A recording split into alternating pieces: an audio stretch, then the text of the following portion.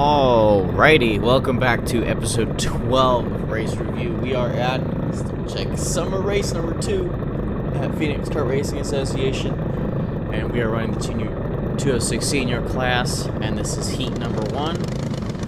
We are lined up on pole position with, I believe that's number 855 next to us, I can't remember. We'll probably see in a second. If I know who that is, he's probably going to try and pass me right away, but we are waiting for green. And we have the green flag. We are away. We are going. Pretty textbook. Good start. Solid stuff. Kind of defending the inside a little bit going into this corner because we kind of want to make sure no one dives in as we take the lead of this race and come out onto the back straightaway. Ducking our head a little bit, trying to get a little bit more efficiency in the aerodynamics as we get a little bit push from behind. This was a nice little start to the race. We'll see if there's any pass into 8. Looks like we're all safe here, so that was easy. The starts of the race are usually quite straightforward. You basically hold your... There's actually quite a few different methods for this, but one of them that I use is I will hold my foot on the... That's the 319 goes for the pass for the lead. So what I do at the start of the race is I hold my foot on the brake and the gas at the same time, and then when I'm ready to go, I just release my foot off the brake, and that keeps the revs up in an ideal range, and then you get instant power, versus if you don't have your foot on the gas, it basically means that from the time you put your foot to the floor to the time that you end up getting power coming through, there is a delay, which obviously, when you're trying to accelerate, isn't ideal. As the 20 goes through to the lead and passes both of us going into that corner. That was a fun move. I like that. Sent it from really far back. As again, the 39 gets by us. We got a little bit compromised because we did a little bit of a switchback, but there wasn't nothing to it.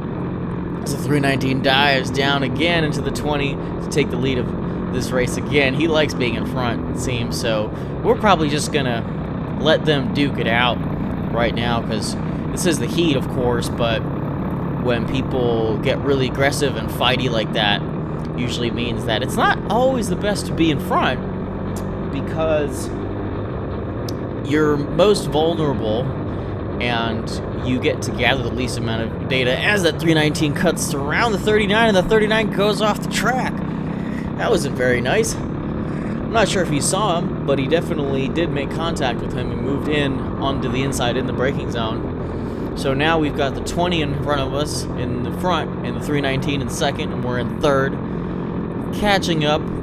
There we go. We're back in the draft again. Nothing to it. Really, we're just closing up on them. Running a little bit cleaner of our lines, a little bit more controlled, and that's just giving us that edge as that 319 is the slide coming out of Daytona. And we're being pulled along nicely in that draft, so we'll just kind of probably... Well, we might just send it down the inside here. Are we going to do that? Not quite. Not sure what that 319 was doing. Looks like he moved towards the inside a little bit as if to cover me off. But I guess we'll see as we're coming around to turn 1. Is the 319 going to go for it? Not quite. He's biding his time a little bit. Maybe he's watching that 20, trying to figure out what he's doing. Learn where his strengths and weaknesses are, so to be able to make a good pass and make it stick later on in the race. There is an advantage to being behind someone, as you can study their every move and learn how they drive and where their strengths, which corners they're good at, which ones they're not so good at. As we are going to go down the inside for this move now. Thank you very much. I'll take that. Clean, easy. Kind of give him a little tap on her helmet to say, hey, I'll work with you if you want to give me a push. You don't have to. I doubt that he will, but who knows? We'll just have to see. So we thought about making that move down the inside of the 20, but not quite having it this lap, as we were about halfway through the race. We're going to make a pass here? No, not quite. Maybe just wait till the straightaway for an easy move. Yep, right there. We had a much better exit out of that Daytona, so we just have an extra mile an hour or two as you just pull by him. It looks like I'm getting pushed a little bit here too. Leaving the inside open a little bit. No real need to defend really hard in this corner, because the race is not really over soon, so we have time. So it's just fun game. All these drivers are very skilled and very experienced, so we know each other well, which gives us the opportunity and the ability to play around and make a lot of fun passes as we're 2 laps to go.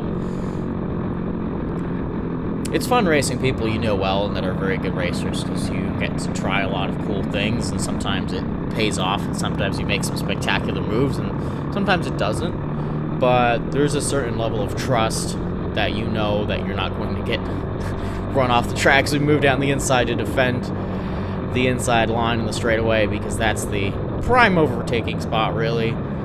And we're not letting anybody have any room to get by, as I'm sure they're chomping at the bit to get ahead of us here.